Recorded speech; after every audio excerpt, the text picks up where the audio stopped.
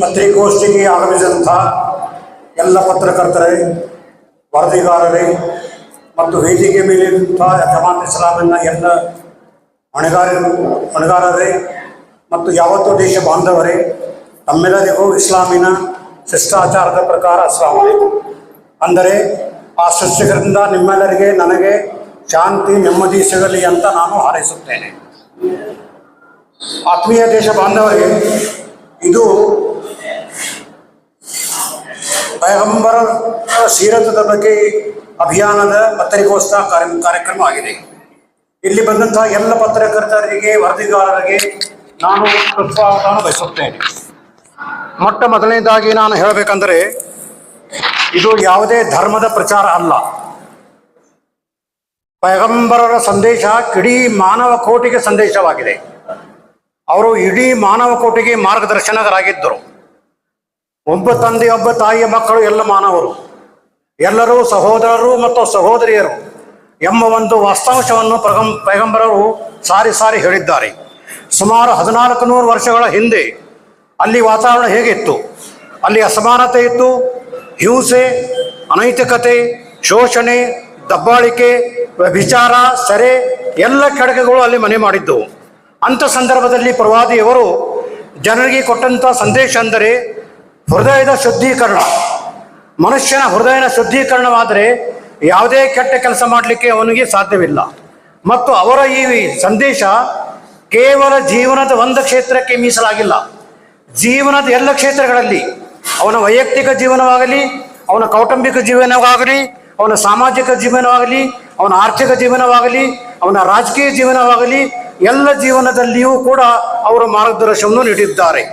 ನಾನೊಬ್ಬ ಮುಸಲ್ಮಾನಾಗಿ ಪೈಗಂಬರ ಬಗ್ಗೆ ಒಳ್ಳೆಯ ಮಾತನ್ನು ಹೇಳ್ತಾ ಇದ್ದೇನೆ. ಆದರೆ ಕೆಲವು ಮುಸಲ್ಮಾನರಲ್ಲ ಅವರು. ಆದರೂ ಕೂಡ ಅವರು ಪೈಗಂಬರ ಜೀವನವನ್ನು ಅಭ್ಯಾಸ ಮಾಡಿ ಯಾವ ರೀತಿಯಾಗಿ ಸಂದೇಶವನ್ನು ಕೊಟ್ಟಿದ್ದಾರೆ. ಯೋಗೇಶ್ ಮಾಸ್ಟರ್ ಸಾಹೇಬರು ಅವರು ಮುಸಲ್ಮಾನರಲ್ಲ. ಅವರು ಬರೆದಂಥ ಒಂದು ಗ್ರಂಥವನ್ನು ನಾವು ಇವತ್ತು ತಮಗೆ ಕೊಡ್ತಾ ಇದ್ದೀವಿ. ತಾವು ಅದನ್ನು ಓದಿ ನೋಡ್ರಿ. ಅದೇ ರೀತಿ ಮೈಕಲ್ ಹಾರ್ಟ್, ಅವನು ಮುಸಲ್ಮಾನ್ ಆಗಿರಲಿಲ್ಲ. ಅವನು ಜಗತ್ತಿನ ಒಂದು 100 ಜನರ ಜೀವನವನ್ನು ಅಭ್ಯಾಸ ಮಾಡಿದನು. ಎಲ್ಲ ಕ್ಷೇತ್ರಗಳಲ್ಲಿ ಕೆಲಸ ಮಾಡಿದಂಥ ಏಕೈಕ ವ್ಯಕ್ತಿ ಅಂದರೆ ಅವರೇ ಮೊಹಮ್ಮದ್ ಪೈಗಂಬರ್ ಅಂತ ಅವನು ಮೊದಲೇ ಸ್ಥಾನವನ್ನು ಕೊಟ್ಟಿದ್ದಾನೆ. ಆದ್ದರಿಂದ ಇವತ್ತಿನ ಈ ಕಲುಷಿತ ವಾತಾವರಣದಲ್ಲಿ ಇವತ್ತು ನಾವು ಸ್ವಾತಂತ್ರ್ಯ ಗಳಿಸಿ 80 ವರ್ಷಗಳಾಗಿವೆ. ಆದರೂ ಕೂಡ ಇಲ್ಲಿ ಬಡತನ, ನಿರುದ್ಯೋಗ, ಅಸಮಾನತೆ, ದೌರ್ಜನ್ಯ, ಮಹಿಳೆಯರ ಮೇಲೆ ಅತ್ಯಾಚಾರ, ಕೊಲೆ, ಸುಲಿಗೆ, ಆತ್ಮಹತ್ಯೆ, ಭ್ರಷ್ಟಾಚಾರ ಎಲ್ಲವೂ ತಾಂಡವಾಡುತ್ತವೆ. ಇಂಥ ಸಂದರ್ಭದಲ್ಲಿ ಪ್ರವಾದಿಯ ಸಂದೇಶವನ್ನು ಎಲ್ಲ ಜನರಿಗೂ ಮುಟ್ಟಿಸಬೇಕು. ಮತ್ತು ಈ ನಮ್ಮ ಸಮಾಜದಲ್ಲಿ ಸತ್ಯ, ನ್ಯಾಯ, ಕರುಣೆ, ಘನತೆ ಮತ್ತು ಏಕದೇವನ ವಿಶ್ವಾಸ ಎಂಬ ಸಂದೇಶವನ್ನು ಸಾರಲಿಕ್ಕೆ ಈ ಪತ್ರಿಕೋಷ್ಠಿಯನ್ನು ನಾವು ಕರೆದಿದ್ದೇವೆ. ಪೈಗಂಬರರ ಸಂದೇಶ ಕೇವಲ ಬೋಧನೆ ಅಲ್ಲ, ಅವರು ಪ್ರಾಯೋಗಿಕವಾಗಿ ಕೃತಿಯಲ್ಲಿ ಅದನ್ನು ತಂದು ತೋರಿಸಿದ್ದಾರೆ. ಅದಕ್ಕಾಗಿ ಅಷ್ಟೊಂದು ಮಹತ್ವವಿದೆ. ಇದೇ ಸಂದೇಶವನ್ನು ಇಡೀ ಬಿಜಾಪುರ ಜನತೆಗೆ ತಿಳಿಸಲಿಕ್ಕಾಗಿ ನಾವು ವಿವಿಧ ಕಾರ್ಯಕ್ರಮಗಳನ್ನು ಕೂಡ ಅಳವಡಿಸಿಕೊಂಡಿದ್ದೇವೆ. ಮೊದಲನೇದಾಗಿ ನಾವು ವೈಯಕ್ತಿಕ ಭೇಟಿ ಮಾಡ್ತಾ ಇದ್ದೇವೆ. ಬಿಜಾಪುರ ಜನತೆ ಎಲ್ಲ ಜನರಲ್ಲಿ, ಅವರು ಆಡಳಿತ ಅಧಿಕಾರಿಗಳಾಗಲಿ, ಸಮಾಜ ಸೇವಕರಾಗಲಿ, ರಾಜಕಾರಣಿಗರಾಗಲಿ, ಎಲ್ಲರಿಗೂ ನಾವು ವೈಯಕ್ತಿಕ ಭೇಟಿ ಮಾಡಿ ಈ ಸಂದೇಶವನ್ನು ಅವರಿಗೆ ನಾವು ಮುಟ್ಟಿಸ್ತಾ ಇದ್ದೇವೆ. ಅದೇ ರೀತಿ ವಿಚಾರ ಸಂಕಿರಣವನ್ನು ಕೂಡ ಏರ್ಪಡಿಸಿದ್ದೇವೆ. ಸುಮಾರು 40ರಿಂದ 50 ನಮ್ಮ ಮುಸ್ಲಿಮೇತರ ಬಾಂಧವರನ್ನು ಕರೆಸಿ ನಾವು ವಿಚಾರ ಸಂಕಿರಣವನ್ನು ಕೂಡ ಏರ್ಪಡಿಸ್ತಾ ಇದ್ದೇವೆ. ಅದೇ ರೀತಿ ನಾವು ಜನಸೇವೆ ಕಾರ್ಯಕ್ರಮಗಳು ಮಾಡ್ತಿದ್ದೇವೆ. ನಮ್ಮ ಮಹಿಳಾ ಘಟಕದ ಎಲ್ಲ ಮಹಿಳೆಯರು ಕೂಡ ಈ ಜನಸೇವೆಯಲ್ಲಿ ಮುಂದುವರೆದ ಕೆಲಸ ಮಾಡುವಂಥ ನಾವು ಕಾರ್ಯಕ್ರಮಗಳನ್ನು ಹಾಕಿಕೊಂಡಿದ್ದೇವೆ. ಅದೇ ರೀತಿ ನಿಬಂಧ ಸಭೆಯನ್ನು ನಾವು ಏರ್ಪಡಿಸುತ್ತಿದ್ದೇವೆ. ಪತ್ರಿಕಾಗೋಷ್ಠಿಯನ್ನು ಇವತ್ತು ಏರ್ಪಡಿಸಿದ್ದೇವೆ. ಸ್ವಚ್ಛತಾ ಕಾರ್ಯಕ್ರಮವನ್ನು ಏರ್ಪಡಿಸಿದ್ದೇವೆ. ಮತ್ತು ನಮ್ಮ ಮಹಿಳೆಯರು ಕೂಡ ಬೇರೆ ಬೇರೆ ಭಾಗದಲ್ಲಿ ಕೆಲಸ ಮಾಡುತ್ತಿದ್ದಾರೆ. ಮಹಿಳಾ ವಿಶ್ವವಿದ್ಯಾಲಯವು ಏಕೈಕ ವಿಶ್ವವಿದ್ಯಾಲಯ ಆಗಿದೆ ಕರ್ನಾಟಕದಲ್ಲಿ. ಅಲ್ಲಿಯೂ ಕೂಡ ನಮ್ಮ ಮಹಿಳೆಯರು ಕೆಲಸ ಮಾಡಲಿಕ್ಕೆ ನಾವು ಪ್ರೇರಣೆ ಕೊಡ್ತಾ ಇದ್ದೀವಿ. ಅಲ್ಲಿಯೂ ಕೂಡ ಕೆಲಸ ಮಾಡುತ್ತಾರೆ. ಒಟ್ಟಾಗಿ ಹೇಳಬೇಕಂದ್ರೆ ಈ ಸಂದೇಶ ಮಾನವೀಯ ಸಂದೇಶ, ಸಹೋದರತೆಯ ಸಂದೇಶ, ಇದು ನಮ್ಮ ಈ ದೇಶದ ಅವಶ್ಯಕ ಬೇಡಿಕೆ ಆಗಿದೆ. ಇದೇ ಸಂದೇಶ ನಿಮಗೆ ನಾವು ಕೊಡ್ತಾ ಇದ್ದೀವಿ. ತಮ್ಮ ಲೇಖನಿ ಮುಖಾಂತರ ತಾವು ಇಡೀ ಸಮಾಜಕ್ಕೆ ಸಂದೇಶ ಮುಟ್ಟಿಸಿರಿ. ನಮ್ಮ ದೇಶದಲ್ಲಿ ಶಾಂತಿ, ನೆಮ್ಮದಿ, ಭಾತೃತ್ವ ನೆಲೆಸಲಿ ಅಂತ ಹಾರೈಸಿ ನನ್ನ ಈ ಕೆಲವೊಂದು ಮಾತುಗಳನ್ನು ಮುಗಿಸ್ತಾ ಇದ್ದೇನೆ. ವಾಖಿರು ದಾವಾನಾ ಅನಿಲ್ ಹಮ್ದುಲಿಲ್ಲಾಹಿ ರಬ್ಬಿಲ್ ಆಲಮೀನ್. ಸ್ವಾಗತ ಹೇಳುತ್ತಾ ನಮಗೆಲ್ಲ ಗೊತ್ತಿರುವಂತೆ ಪ್ರವಾದಿ ಮುಹಮ್ಮದ್ ಸಲ್ಲಲ್ಲಾಹು ಅಲೈಹಿ ವಸಲ್ಲಮರ ಜನ್ಮದಿನದ ಈ ಪ್ರಯುಕ್ತ ಈ ಮಾಧ್ಯಮಗೋಷ್ಠಿ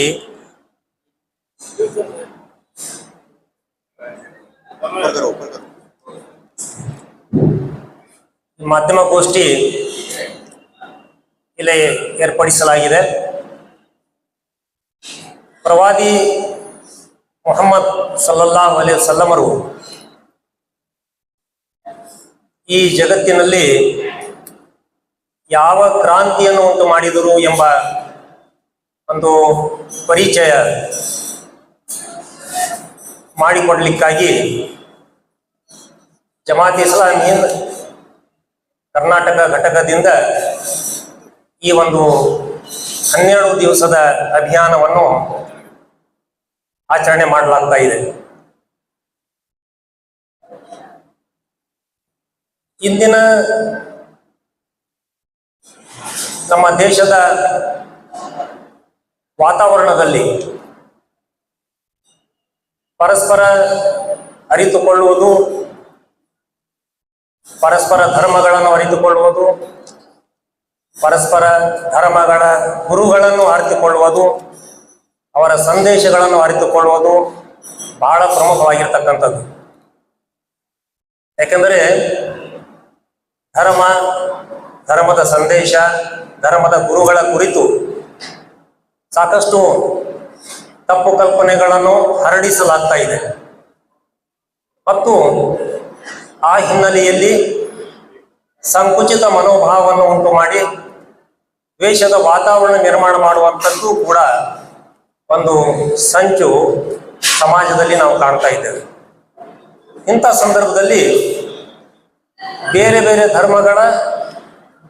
ಧರ್ಮ ಬೋಧಕರ ಜೀವನ ಮತ್ತು ಸಂದೇಶದ ಕುರಿತು ಇಲ್ಲಿರ್ತಕ್ಕಂಥ ಎಲ್ಲ ಜನ ಸಮುದಾಯಗಳನ್ನು ಅರಿತುಕೊಳ್ಳುವುದು ಬಹಳ ಮುಖ್ಯವಾಗಿರ್ತಕ್ಕಂಥದ್ದು. ಈ ಹಿನ್ನೆಲೆಯಲ್ಲಿ ಪ್ರವಾದಿ ಮುಹಮ್ಮದ್ ಸಲ್ಲಲ್ಲಾಹು ಅಲೈಹಿ ವಸಲ್ಲಮರು ಯಾವ ಸಂದೇಶವನ್ನು ಈ ಜಗತ್ತಿಗೆ ನೀಡಿದರು, ಯಾವ ಬದಲಾವಣೆಗಳನ್ನು ಅವರು ತಂದರು, ಅವರ ಸಂದೇಶದಲ್ಲಿ ಮನುಷ್ಯ ಕುಲಕ್ಕೆ ಎಂಥ ಪ್ರಾಯೋಗಿಕವಾಗಿರ್ತಕ್ಕಂಥ ಒಂದು ಸಂದೇಶ ಇದೆ ಮತ್ತು ಅದನ್ನು ಅಳವಡಿಸಿಕೊಂಡರೆ ಸಮಾಜದಲ್ಲಿ ನ್ಯಾಯ, ಶಾಂತಿ, ಸಮೃದ್ಧಿ ಉಂಟಾಗ್ತಾ ಇದೆ ಎಂಬ ಪರಿಚಯ ಮಾಡಿಕೊಳ್ಳುವುದು ಮತ್ತು ಮಾಡಿಸುವುದು ಬಹಳ ಮುಖ್ಯವಾಗಿರ್ತಕ್ಕಂಥದ್ದು. ಆದ್ದರಿಂದ ಪ್ರವಾದಿ ಮುಹಮ್ಮದ್ ಸಲ್ಲಲ್ಲಾಹು ಅಲೈಹಿ ವಸಲ್ಲಮರ ಈ ಜನ್ಮದಿನದ ಈ ತಿಂಗಳಲ್ಲಿ ಮುಸ್ಲಿಂ ಸಮಾಜದ ಬೇರೆ ಬೇರೆ ಪಂಗಡಗಳು ಬೇರೆ ಬೇರೆ ರೀತಿಯಲ್ಲಿ ಇದನ್ನು ಆಚರಿಸ್ತಾ ಇದ್ದಾರೆ. ಜಮಾತ್ ಇಸ್ಲಾಮಿ ಬಹಳ ಮೌಲಿಕವಾಗಿರ್ತಕ್ಕಂಥ ಒಂದು ಪ್ರವಾದಿ ಅವರ ಜೀವನ ಮತ್ತು ಸಂದೇಶವನ್ನು ತಿಳಿಸುವಂತಹ ಕಾರ್ಯ ತನ್ನ ಸ್ಥಾಪನೆಯ ದಿನದಿಂದಲೇ ಅದು ಮಾಡುತ್ತಾ ಬಂದಿದೆ. ಪ್ರತಿ ವರ್ಷ ಪ್ರವಾದಿ ಮುಹಮ್ಮದ್ ಸಲ್ಲಲ್ಲಾಹು ಅಲೈಹಿ ವಸಲ್ಲಮರ ಜೀವನ ಮತ್ತು ಸಂದೇಶದ ಕುರಿತು ಇಂಥ ಅಭಿಯಾನಗಳನ್ನು ನಾವು ಮಾಡುತ್ತಾ ಬಂದಿದ್ದೇವೆ.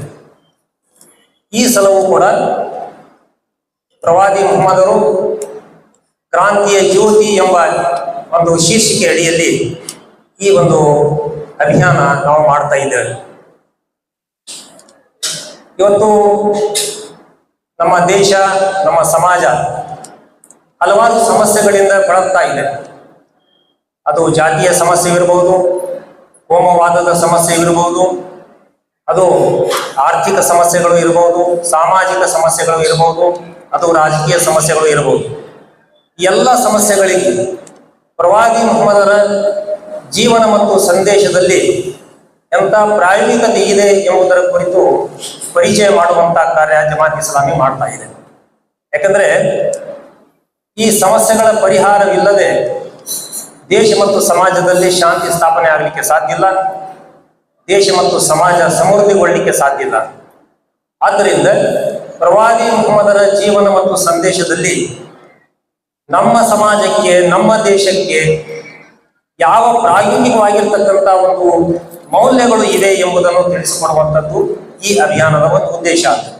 ಯಾಕಂದ್ರೆ ಇವತ್ತು ಸಮಾಜದಲ್ಲಿ ದ್ವೇಷ ನಾವು ಕಾಣ್ತಾ ಇದ್ದೇವೆ, ಇವತ್ತು ಸಮಾಜದಲ್ಲಿ ಅಭದ್ರತೆಯನ್ನು ನಾವು ಕಾಣ್ತಾ ಇದ್ದೇವೆ, ಸಮಾಜದಲ್ಲಿ ಪರಸ್ಪರ ಅಪನಂಬಿಕೆಗಳನ್ನು ಕಾಣ್ತಾ ಇದ್ದೇವೆ.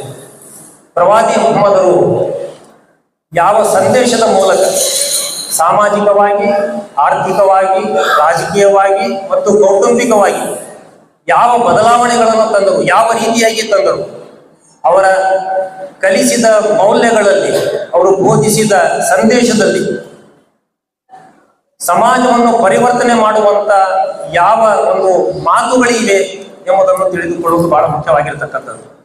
ಆದ್ದರಿಂದ ಆ ಒಂದು ಸಂದೇಶ ನಾವು ಕನ್ನಡ ನಾಡಿನ ಪ್ರತಿಯೊಬ್ಬ ವ್ಯಕ್ತಿಗೆ ಮುಟ್ಟಿಸುವಂತ ಕೆಲಸ ಈ ಅಭಿಯಾನದ ಅಡಿಯಲ್ಲಿ ನಾವು ಮಾಡ್ತಾ ಇದ್ದೇವೆ.